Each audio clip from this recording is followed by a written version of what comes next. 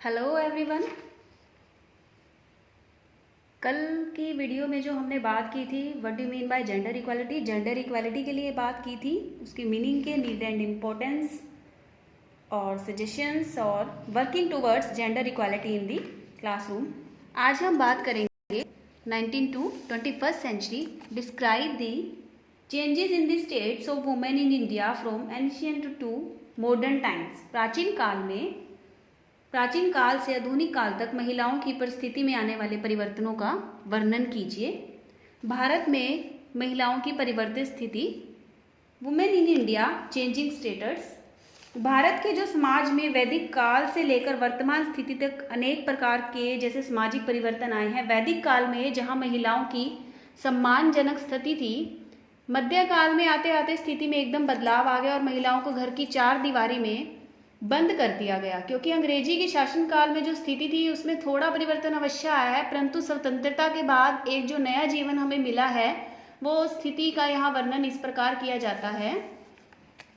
जैसे मनु ने भी कहा है कि यत्र नारिस्ते पूजयन्ते रमन्ते तत्र देवता, जहाँ नारी की पूजा होती है वहाँ देवता निवास करते हैं। लेकिन इस काल में ही कुछ अंतर से ही महिलाओं का समाज में सम्मान और प्रतिष्ठा कम होने लगी है।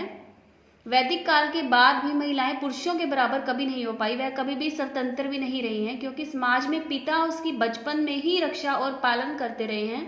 तो यौन अवस्था में पति और वृद्धावस्था में पुत्र और उसके रक्षक के रूप में रहा है। जिस तरह वो दासी बनी और भोग्य बनी और पैरों की जूती के रूप में, जो कि समाज में हमेशा से स्थापित रही हैं। भारत की जो महिला के विभिन्न युगों में स्वरूप की स्थिति है वो निम्नलिखित इस प्रकार से है। फर्स्ट ऑफ ऑल जो हम बात करते हैं पराधीनता से पूर्व का समय। जो पराधीनता से पूर्व के समय में हम भारतीय समाज के वैदिक काल से लेकर मुसलमानों की पराधीनता के से पूर्व के समय को मानते हैं। इसमें जो फर्स्ट पॉइंट आता है ये है जो वैदिक काल के दौरान भारतीय महिलाओं की स्थिति। वैदिक काल में महिलाओं की स्थिति सम्मानजनक थी। उनकी पारिवारिक, सामाजिक, धार्मिक, सांस्कृतिक क्षेत्रों में महत्वपूर्ण भूमिका हमेशा रही है। धार्मिक अनुष्ठानों में पुरुषों के साथ सक्रिय हिस्सा लिया करती थी। इस काल में जैसे दृष्टाओं, आध्यात्मिक चिंतन करने वाले, कर्मकांड के प्रतिष्ठित महिलाओं के पद प्राप्त हुए हैं। नेक्स्ट इज उत्तर वैदिक काल के दौरान भारतीय महिलाओं की स्थिति।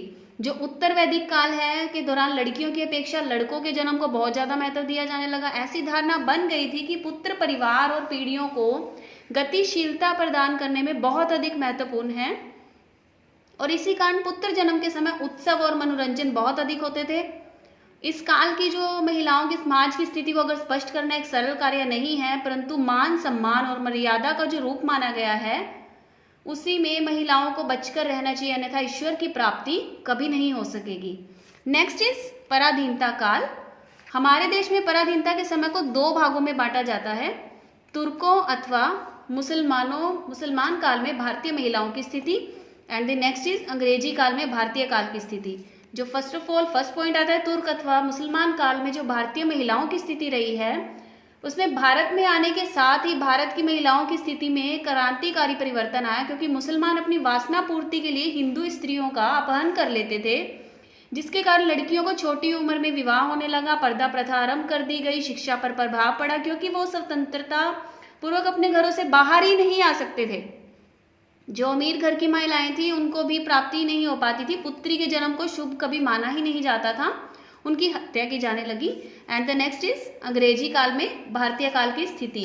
मुगलों के शासनकाल में शुरू हुए भक्ति आंदोलन के प्रभाव से ही भारत की महिलाओं में सुधार होने की इच्छा पैदा हो गई। क्योंकि स्वाधीनता से पहले भारत की महिलाओं में जागृति की ज्योति जगाने का कार्य भारत में सुधारित किया गया, जिसकी वजह से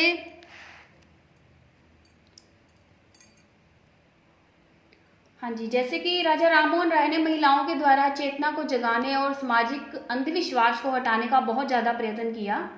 सबसे पहले जो हम बात करते हैं यहाँ पे महादेव गोविंद रानड़े, इन्होंने क्या किया, बाल विवाह पर प्रतिबंध लगाना, महिला शिक्षा को प्रोत्साहित करना, विधवा पुनर्विवाह का समर्थन करना, महिलाओं को सामाजिक अधिकार दिलाना, ये सब इन्होंने किया, जो कि कार्य महिला सुधार के लिए बहुत ज़्यादा महत्वपूर्ण थे।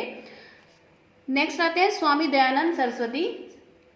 इन्होंने भी महिला सुधार आंदोलन का संचालन किया। उन्होंने महिलाओं की शिक्षा और उनके सामाजिक अधिकारों से अवगत करवाया, जिसमें कि महिला शिक्षा का विकास, बाल विवाह का विरोध, महिलाओं को स्वावलंबी बनाना, समाज की रूढ़िवादी प्रतियोगिता को बनाना और पश्चिमी संस्कृति से बचने की सलाह देना।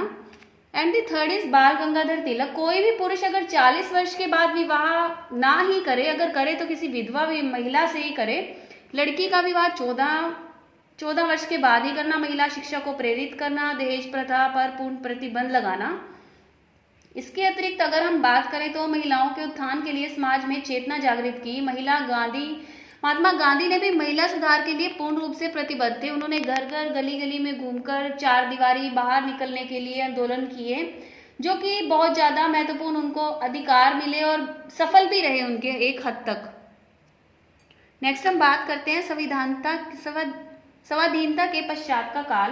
भारत की महिलाएं जो हैं स्वाधीनता के लिए उस राष्ट्रीय आंदोलन से ही सक्रिय हो चुकी थी, जो कि देश की प्रगति का प्रमुख हिस्सा माना गया है। जो पंडित जवाहरलाल नेहरू हैं, उन्होंने फ्रांस के किसी आदमी के लिए भी लिखा था कि किसी भी देश की स्थिति खराब देखने के लिए सबसे श्रेष्ठ उपाय उस देश की महिलाओं की स्थिति का मालूम करना है, और मेरे विचार में यह ठीक है। भूतकाल के किसी प्रसिद्ध उदाहरण के बाद भी यह कहना सत्य होगा, महिलाओं की स्थिति कानूनी, सामाजिक और सार्वजनिक जीवन में किसी भी दृष्टिकोण से अच्छी नहीं रही है। पंडित जवाहरलाल नेहरू ने इस कथन से यह स्पष्ट होता है कि स्वतंत्रता प्राप्ति के पश्चात भारत की जो महिलाएं हैं उनकी स्थिति में परिवर्तन लाने के लिए बुद्धिजीवियों, समाज शास्त्रियों, स्वयं जागरूक महिलाओं के द्वारा ही प्रयास प्रारंभ हो चुके हैं।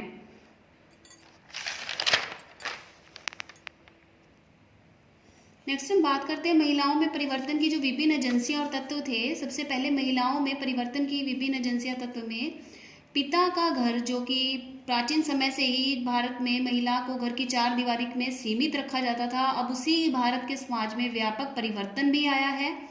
परिवर्तनों की नई शक्तियों में महिलाओं की सामाजिक स्थिति को महत्वपूर्ण माना गया है।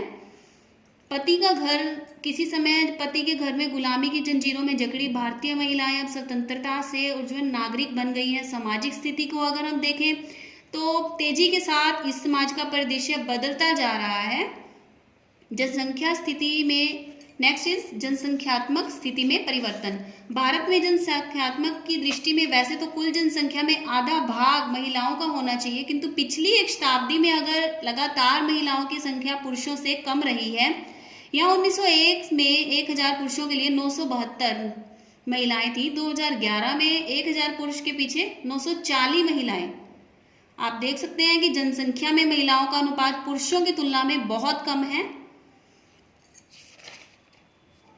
नेक्स्ट पॉइंट आता है हमारा भारतीय राजनीति में महिलाएं और उनके द्वारा परिवर्तन में भूमिका। भारत की जो महिलाएं हैं प्रथम विश्व युद्ध के समय से ही राजनीति से अवगत हो चुकी थी, क्योंकि प्रथम विश्व युद्ध के बाद कुछ महिला संगठन बने जिन्होंने कांग्रेस के आंदोलनकारी कार्यक्रमों में भाग लिया। एनी बेसेंट और सरोजिनी नायडू जैसी महिलाओं ने भी कांग्रेस में महिलाओं की मौजूदगी तथा पहले करने का साहस दिखाया। उससे प्रेरित होकर महिलाओं ने राजनीति में सम्मिलित होने की सोची। नेक्स्ट पॉइंट इज लिंग भेद के प्रति परिवर्तित दृष्टिकोण। भारत में समस्त धार्मिक संविधाओं के बहुत ज्यादा निजी कानून है जो विवाह, तलाक, उत्तराधिकार, बच्चों मुद्दों के साथ असमानता का व्यवहार करते हैं। अगर हम बात करें तो आचार संहिता की मांग महिला आंदोलन द्वारा 1937 से ही उठाई जा रही है, यानी कि 1937 से ही उठाई जा रही है, किंतु 80 के दशक में बढ़ती सांप्रदायिकता, धार्मिक अल्पसंख्यक हो गए, तो निजी कानूनों में अब पहले जैसी कठोरता नहीं रही है तथा भारत के संविधान तथा अन्य कानूनों के द्वारा भी महिलाओं को सुधार, सुविधा व सुरक्षा का काफी बड़ा क्षेत्र जो है सामाजिक सोच में परिवर्तन आ रहा है। अब उतना कट्टरपन किसी भी रूढ़ी या परंपरा में देखने को नहीं मिलता है। नेक्स्ट इज भारत में संभ्रात महिलाएं और उनका परिवर्तन लाने में भूमिका, जो दायित्व रहा है। असहयोग आंदोलन और महिलाएं जो जब जैसे 1920 से 21 में अगर हम असहयोग आंदोलन की बात करें तो पहली बार जैसे महिलाएं भारी संख्या में इस आंदोलन में सम्मिलित हुई थी। सैकड़ों महिलाएं खादी और चरखा बेचने गांव-गांव और गली-गली गई थी। 1921 के कांग्रेस के अधिवेशन में भी 144 महिलाएं प्रतिनिधियों ने हिस्सा लिया। नेक्स्ट पॉइंट जो हमारा आता है समानता के अधिकार पर चर्चा। अगर हम बात करें तो 1910 के दशक के अंत में 1920 के महिलाओं की बहुत ज़्यादा चर्चा शुरू हो गई थी, क्योंकि महिलाएं अधिकारों की राष्ट्रीयता से जोड़ा गया है। श्रमिक वर्ग में भी महिलाओं ने बहुत अधिक साथ दिया। महिला संगठनों का जन्म हुआ 1925 और 30 के बीच अगर महिला संगठन अस्तित्व में आ चुके थे। देश में सेविका संघ, नारी सत्याग्रह, स्वीन्यावज्ञा आंदोलन की अगर हम बात करें तो महिलाओं की साझेदारी का एक नया पाठ वहीं से प्रारंभ हुआ था। क्रांतिकारी और कम्युनिस्ट आंदोलन की बात करें, भारतीय छोड़ आंदोलन 1942 की, अगर भारत छोड़ आंदोलन की हजारों की संख्या में भी महिलाओं ने बहुत ज्यादा भाग लिया। वर्तमान परिदृश्य में भी महिलाएं उनके कार्यों से बहुत ज्यादा महत्वपूर्ण रही हैं। अन्य क्षेत्रों में भी महिलाओं द्वारा उनके परिवर्तन, आज भारत में महिलाएं जो है प्रशासन, पुलिस, विदेश, लेखा, वित्त, अन्य विभिन्न क्षेत्रों में सफलता प्राप्त कर रही हैं।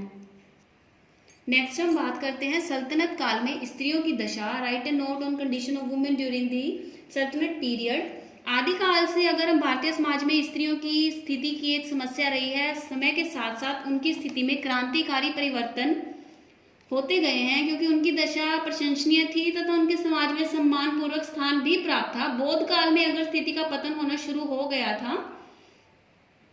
ढोल गवार शूद्र पशु नारी सकल ताड़ना के अधिकारी महाकवि तुलसीदास ने अपने महाकाव्य रामचरितमानस में भी स्त्री के संबंध में ऐसी चौपाइयां बहुत अधिक लिखी हैं।